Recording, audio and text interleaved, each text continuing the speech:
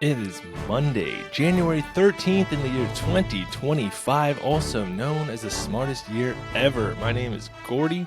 Today we're talking about the lowest practical distance an object can orbit the Earth. So why not, right? Do you know what the lowest orbit is?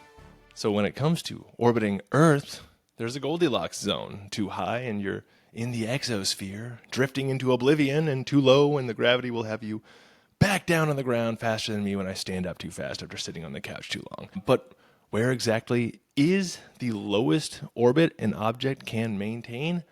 Let's dive into the fascinating physics of the lowest stable orbit. Woohoo, Monday! Well, first, a quick primer on how orbits work. An object in orbit is essentially falling around the Earth. Its forward speed is perfectly balanced with the pull of gravity, creating a continuous free fall that keeps it aloft. The closer to Earth you go, the stronger gravity gets and the denser the atmosphere becomes. I remember Buzz Lightyear being like, it's falling with style or whatever. And I remember my physics teacher really loving that. So I guess that is what orbiting is. The closer to Earth you go, the stronger gravity gets and the denser the atmosphere becomes. And this creates drag, which slows the object down and causes it to lose altitude. And too much drag, and the object will either burn up or crash back down to the surface of the Earth. The lowest practical orbit, called a low Earth orbit, or LEO, L-E-O, typically starts at about 160 kilometers, or about 100 miles, above the Earth's surface. Below this altitude, atmospheric drag increases dramatically, making it nearly impossible for satellites to maintain speed without constant propulsion. Even at 160 kilometers, objects experience significant drag and need frequent boosts to stay aloft. The current record for the lowest orbit goes to the European Space Agency's GOCE, GOCE satellite, which orbited as low as 224 kilometers, which is 139 miles, during its mission from 2009 to 2013.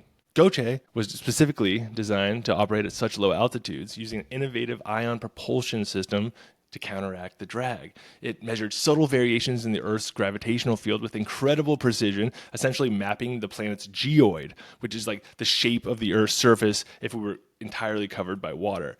But can we go lower than this? Technically, yes, briefly. In 2017, Japan's TSUBAME satellite achieved an orbit of just 167 kilometers, which is about 104 miles above Earth. And it used a similar ion propulsion system to fight drag, but burned through fuel very quickly, proving that such low altitudes are more of a temporary feat than a sustainable orbit. So why even bother with such low orbits? One reason, the closer the satellite is to Earth, the more detailed its observations can be. Weather satellites, for instance, benefit from LEO because they can capture high-resolution images. Low orbits can also reduce communication delays, which is crucial for certain technologies like GPS and internet satellites. However, the trade-off is the constant need for fuel and the maintenance to combat atmospheric drag.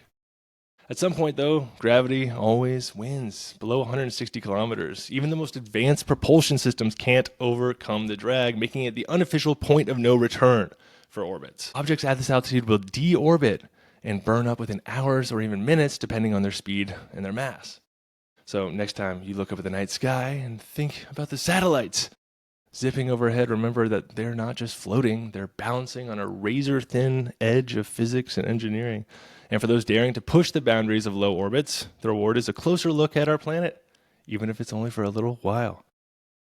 To take a closer look at this, check out all my sources, which can be found on my YouTube description. Please follow, rate, like, subscribe, share with your friends, tell your mama. It's at Smartest Year Ever on YouTube, Spotify, Apple Podcasts for the full-length episodes, at Smartest Year Ever on TikTok, Instagram, YouTube Shorts for your daily clips. Stay curious, stay clever. On our quest to become the world's greatest conversationalists, this is the smartest year ever. See you tomorrow.